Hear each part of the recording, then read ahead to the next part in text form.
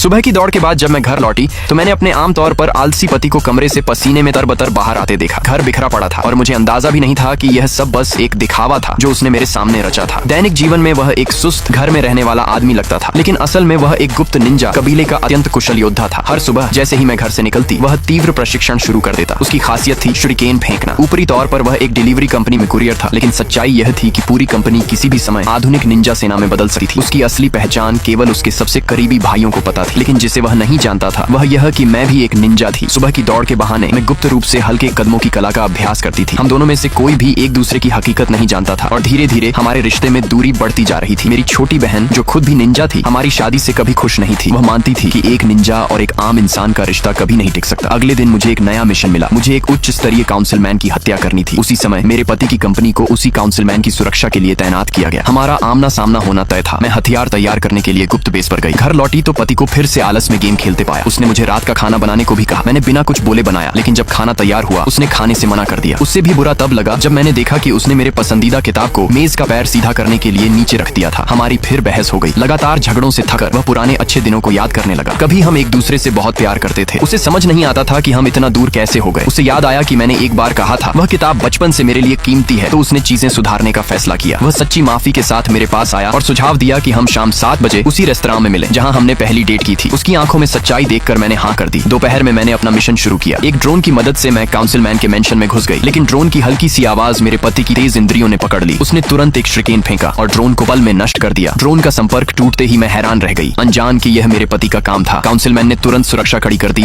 और सभी गार्ड्स को रात भर सतर्क रहने का आदेश दिया। इससे मेरे पति की डिनर की प्लानिंग भी बर्बाद हो गई। मैं पूरी शाम उसका इंतजार करती रही, लेकिन वह कभी नहीं आया। निराश होकर मैंने मेज पर तलाक के कागज रखे और चली गई। कई दिनों तक मैंने उसके मैसेज अनदेखे किए। उसकी उम्मीद धीरे धीरे टूटने लगी। उधर दुश्मन निंजा मेंशन में घुस गए। मेरे पति के साथी उनका मुकाबला नहीं कर पाए। पीछा करते हुए उसने श्रिकेन फेंका, लेकिन उसके विरोधी ने आसानी से उसे चकमा दे दिया। उसे पता नहीं था कि वह घुसपैठिया मैं थी।